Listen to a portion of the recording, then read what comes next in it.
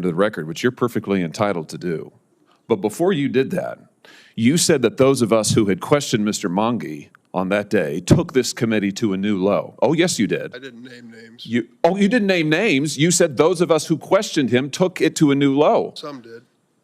And that would be those of us on this side. And I did question him on that day, and frankly, I resent the insinuation that those of us who asked him questions are somehow anti-Muslim or prejudiced in some way. I think it's outrageous. I think it's absolutely outrageous. And frankly, as someone who has worked across the aisle on— Hey everyone, today I'm breaking down a powerful exchange between Senators Josh Hawley and Dick Durbin that's raising eyebrows across the political landscape. This Senate Judiciary Committee hearing got intense as Senator Hawley defended his questioning of a judicial nominee, Mr. Mangi, while confronting Senator Durbin over his recent comments. The tension reached a boiling point when accusations of anti-Muslim and racist behavior were brought up, and Hawley wasn't holding back. Let's dive in. To the record, which you're perfectly entitled to do. But before you did that, you said that those of us who had questioned Mr. Mangi on that day took this committee to a new low. Oh, yes, you did. I didn't name names. You didn't name names. You said those of us who questioned him took it to a new low. Some did.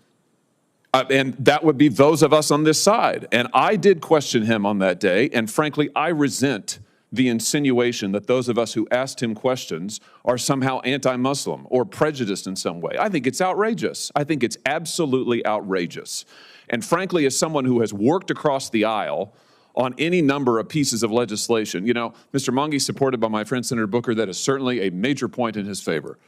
And it's been a delight to work with Senator Booker on pieces of legislation in this committee and with you, Mr. Chairman. But I have to say, it's hard to do when you call us anti-Muslim racists, which is basically what you just did a moment ago. It's on video. Everybody can see it. I mean, truly, that is absolutely outrageous. And so I'll just reiterate again, my issue with Mr. Mangi is I don't care what his religion is or if he has a religion. I don't care. But I do care that he was the director of a center that was basically a mouthpiece for Hamas. And he said over and over all his concerns were academic. My question is, did he not have concern about Jewish students? We've seen Jewish students barricaded in libraries after October 7th, barricaded in libraries, fearing for their lives. Did he not think that a center which actively promotes genocidal rhetoric might have some effect on the students he was supposed to be helping? I think that's a legitimate set of questions. Now, we could disagree on it. Clearly, we do. And I say again, I respect the support that he has from Senator Booker and others. That's fine. But I think in light of the events of October 7th, not just overseas, but in this country, and in light of what Jewish Americans have suffered in this country, in my own state, in the state of Missouri, in the city of St. Louis, we've had Jewish businesses spray painted with the worst sort of anti-Semitic slogans, graffiti, swastikas.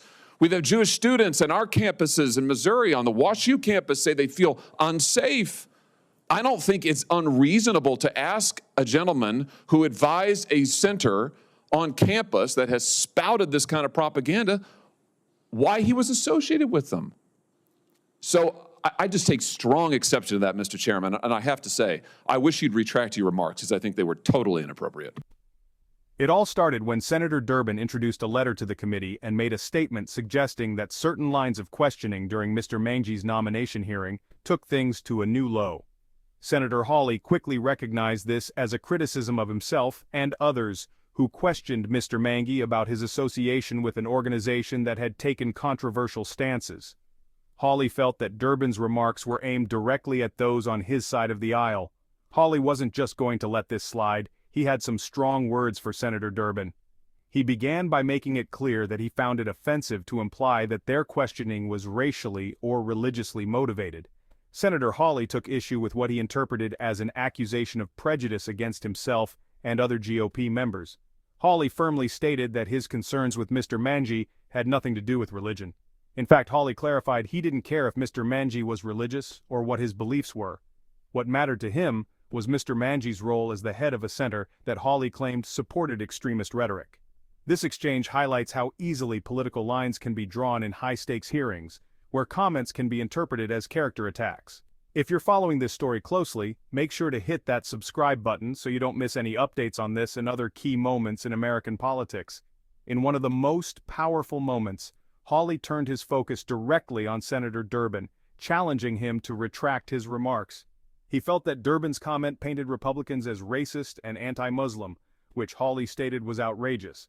By demanding a retraction, Hawley highlighted his strong feelings on the issue, asserting that such implications were divisive and harmful. After Hawley's impassioned response, the room was tense.